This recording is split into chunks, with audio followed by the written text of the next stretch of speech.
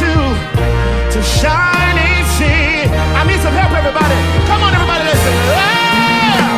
America.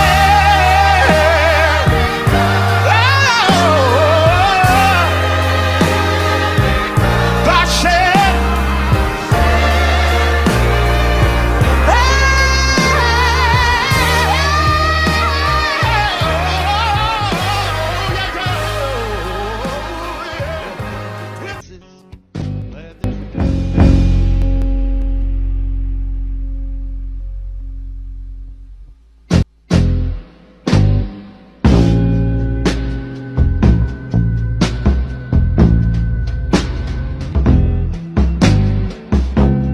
now with the West, they're kicking and screaming. You know, the West is kicking and screaming right now against the humbling process that's taking place before our eyes. And that's what represents. He represents that kicking and screaming against humility. He's like a child having a meltdown in the aisle of a toy store because he can't have everything he wants. He's like a toddler who's going through breastfeeding withdrawal. Yeah, it just reflects the same colonizer mentality that drove the West through centuries of theft and plunder and genocide. When you're dealing with Western kuffar, you're not actually dealing with ignorance. This is a misunderstanding on our part. You're dealing with arrogance, not ignorance. Ignorance can be remedied by information. It can be remedied by education and so forth.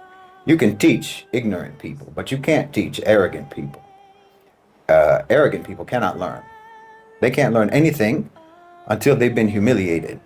And in fact, arrogance is always just the precursor to humiliation. And I think that that's what's happening right now with the West. They're kicking and screaming. You know, the West is kicking and screaming right now against the humbling process that's taking place before our eyes. He represents that kicking and screaming against humility.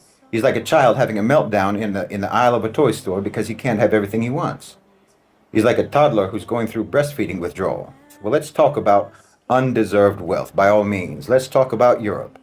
Well, Europe would still be wallowing in the mud and battling plagues, and they'd still be tearing each other to pieces in endless wars, internecine wars, continental wars, if they hadn't spent centuries pillaging the global south to make themselves rich. And no, wealth that is obtained through uncivilized means does not civilize you. You got richer, but you sure didn't get better.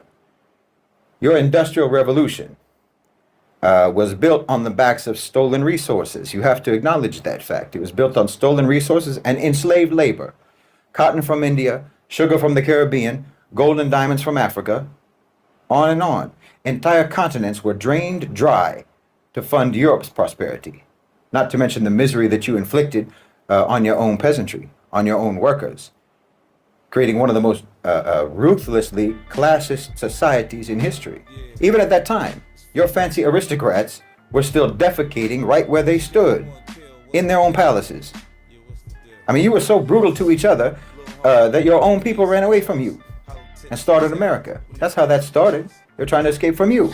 But they were all just people from your same so-called civilization, so they were just as brutal as you. They weren't any better than you. They were escaping from you, but they weren't better than you. They just copied you and they took it even further.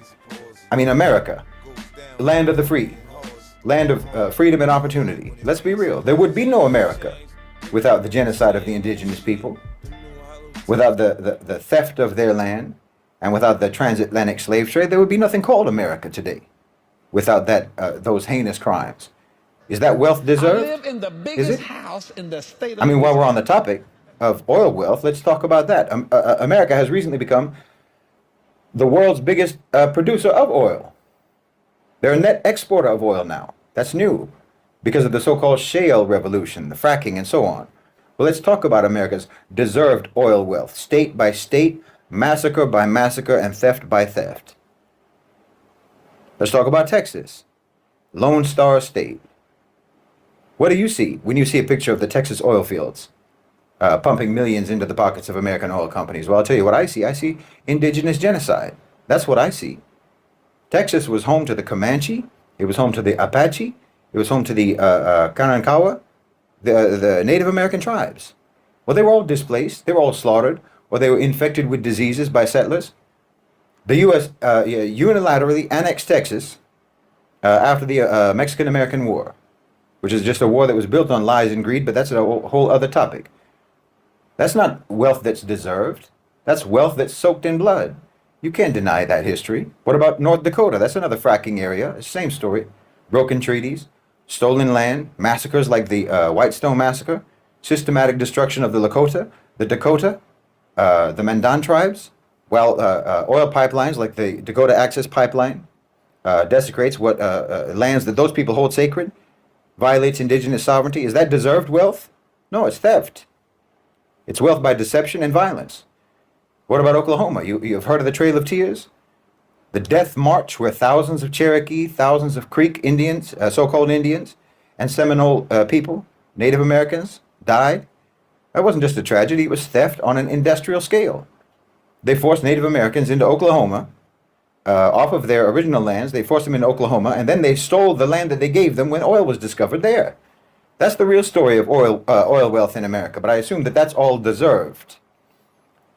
Don't forget about Louisiana, too. Louisiana also is a state that was built on the backs of enslaved Africans. The sugar and the cotton plantations, where human beings were brutalized for profit, to make profit for their owner, so-called, that laid the groundwork for the whole economic system that props up the U.S. until today.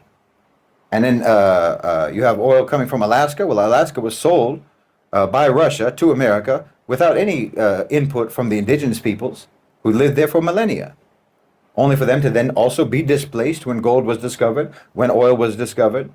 You know, you had people claiming ownership of land that isn't theirs, selling it to other people who also have no claim on it, and then those people stealing the resources that are in that land for themselves.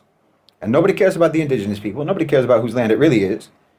This is how you come to deserve your wealth, apparently. You Viking, you marauder. And this pattern repeats everywhere. Colorado, there's the state that I came from. New Mexico, we don't even talk. You want to talk about that. Wyoming, states founded on genocide, on environmental devastation, and relentless exploitation of land and labor. The wealth that America built wasn't earned. It was taken.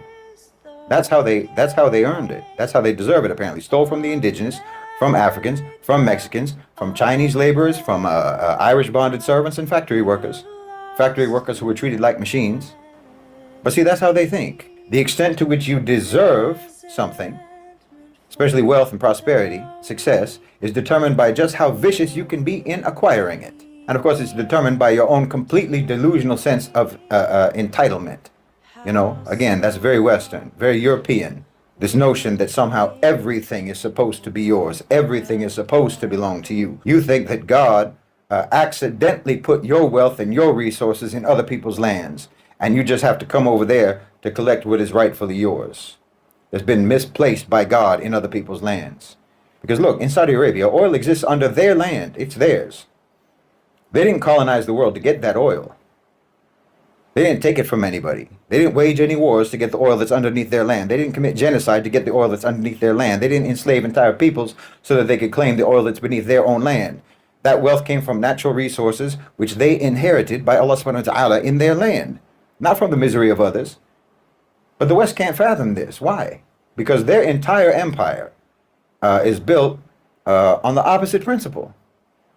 Take what doesn't belong to you, then justify it with some twisted sense of moral superiority.